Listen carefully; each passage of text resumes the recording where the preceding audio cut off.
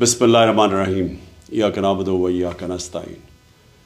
Corruption दुनिया के हर माशरे में है, लेकिन जो करप्शन एक माशरे को, एक सोसाइटी को, एक मुल्क को तबाह करती है वो एलीट की करप्शन है। वो जिसको कहते हैं रूलिंग एलीट। जब वो चोरी करना शुरू करती है, जब प्राइम मिनिस्टर पैसे चोरी करता है, जब उसके मिनिस्टर्स करते हैं, जब प्रेसिडेंट्स करते हैं, या फिर जिसको क्रोनी कैपिटलिज्म कहते हैं कि वो बड़े बड़े बिजनेस हाउसेस के साथ मिलके जब चोरी करते हैं, तो उससे मुल्क तबाह होता है। Secretary general of the United Nations उन्होंने एक पैनल बनाई जिसको कहते हैं फैक्ट आई पैनल, और उसने ये गेज किया कि गरीब और अमीर मुल्कों में क्यों फासले बढ़ते जा रहे हैं। तो वो बड़े ऐसे रिजल्ट्स आए जो कि सारी कौम को समझना चाहिए। मैं अपनी कौम की बात कर रहा हूँ कि उसका रिज़ल्ट नंबर 1 रिज़ल्ट ये था कि हर साल गरीब मुल्कों से 1.7 ट्रिलियन डॉलर्स, 1700 अरब डॉलर गरीब मुल्कों से चोरी होके अमीर मुल्कों में जाते हैं, या ऑफशोर अकाउंट्स पे जाते हैं, या लंदन जैसे कैपिटल में बड़े बड़े महलात ख़रीदने के लिए, एवन फील्ड अपार्टमेंट्स वाले महंगे तरीन एरिया में, ये गरीब मुल्कों का पैसा जाता है अमीर मुल्कों में और ऑफशोर अकाउंट्स में, और असल में ये तबाह करती है एक मुल्क को। और वो इसलिए होती है कि उन गरीब मुल्कों में रूल ऑफ लॉ नहीं होता। गरीब और अमीर मुल्कों के अंदर फ़र्क ये है कि अमीर मुल्कों में रूल ऑफ लॉ है, गरीब मुल्कों में नहीं है। रूल ऑफ लॉ का मतलब ये होता है कि कानून के नीचे सब एक बराबर।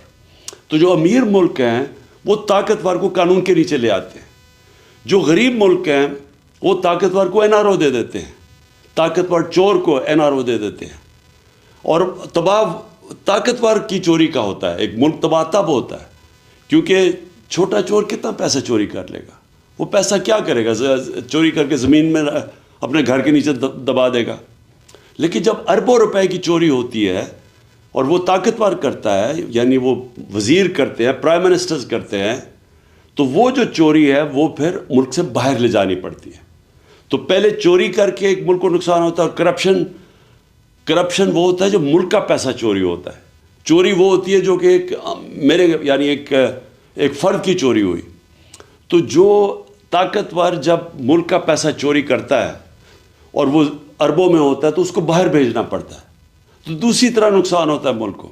एक कि वो पैसा अगर वो मुल्क में रहे तो वो उसे नौकरियां हो सकती हैं, उसे सेहत तालीम पे पैसा खर्च हो सकता है। और दूसरा कि जब वो मुल्क से बाहर जाता है तो वो डॉलर्स लेके बाहर पैसा भेजना पड़ता है। इसका मतलब जो सबसे बड़ा मसला गरीब मुल्कों का ये भी है कि उनके पास फॉरेन एक्सचेंज रिजर्व्स कम है, उनकी करेंसी मजबूत नहीं है। ये मज़ीद करेंसी को कमज़ोर कर देता है, और जब आपकी करेंसी डीवैल्यू होती है तो मुल्क के अंदर इन्फ्लेशन आती है और महंगाई गुर्बत पैदा करती है। और जब करेंसी डीवैल्यू जिन मुल्कों में होती है उन मुल्कों में इन्वेस्टमेंट नहीं आती, क्योंकि लोग डॉलर्स ही रख लें। अगर एक मुल्क में पैसा लगाना है और उस मुल्क की करेंसी की वैल्यू नीचे जा रही है तो वहाँ इन्वेस्टमेंट नहीं आती। तो इसीलिए मुल्क गरीब हो जाते हैं अशराफिया की करप्शन की वजह से। और ये है सिम्टम्स रूल ऑफ लॉ ना होना। गरीब मुल्कों में उनके अंदर वो इंफ्रास्ट्रक्चर, लीगल इंफ्रास्ट्रक्चर नहीं है वाइट कॉलर क्राइम पकड़ने का। और आप पाकिस्तान में ये देख लें कि इस मुल्क की जो रूलिंग एलीट जो 30 साल से इस मुल्क के ऊपर हुकूमत कर रही थी, हमारी बदकिस्मती देखें कि उन्होंने आते साथ ही असेंबली के अंदर नैब के कानून की अमेंडमेंट्स की है, और उस अमेंडमेंट से पहले ही मुश्किल था वाइट कॉलर क्राइम पकड़ना। अब इन जो नई अमेंडमेंट्स लेके आए हैं, वाइट कॉलर क्राइम पकड़ना तकरीबन नामुमकिन हो चुका है।